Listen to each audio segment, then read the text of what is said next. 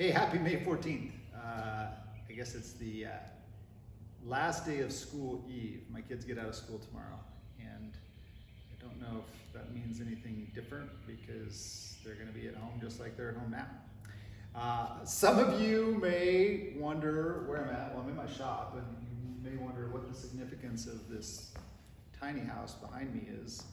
Has nothing to do with me being in the mortgage business or housing. This is what my kids do when they get to stay home all the time. They build tiny houses. So we don't have a roof yet, but it's coming. We haven't got there yet. Hey, I want to start off today with a couple of shout outs, actually. One to, in the mortgage business, all the title companies that we've had to deal with. They've had to deal with a lot, and they've done a really good job, all the title companies we've dealt with, to just get everybody through a closing process. And then teachers.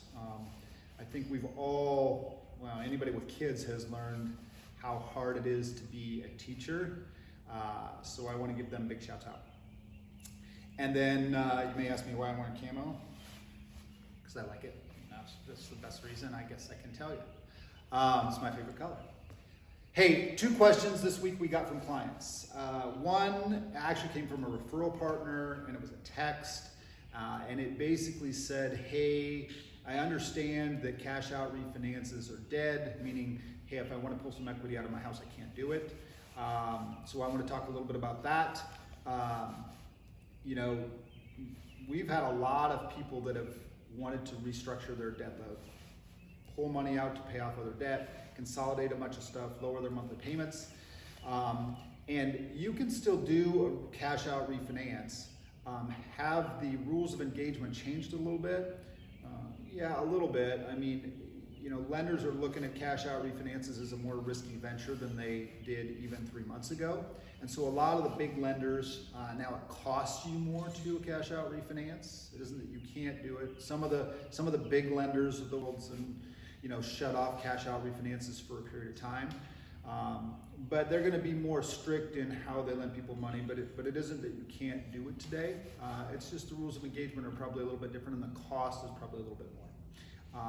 I think this particular referral partner, was under the impression that you wouldn't be able to get the equity out of your house, and I mean, that's just not true.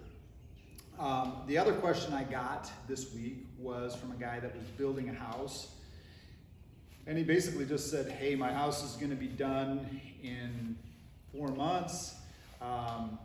Tell me what you see in the housing market. And I think what most of the agents that I talk to would tell you is that the housing market is really strong, meaning there's not very many sellers and there's a lot of buyers.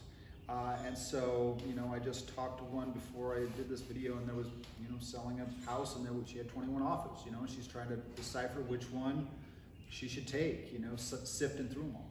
So I think that's partially because sellers are hesitant to list their house for 2 basic reasons. One, they want to be secure in their job, as 36 million people filed for unemployment in the last 2 months.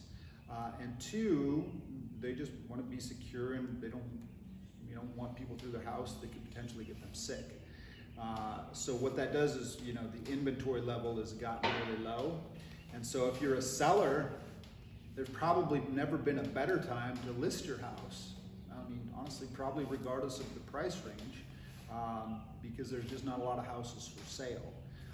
If you're a buyer, great time to buy a house from a rate perspective, just a little tougher from an inventory perspective.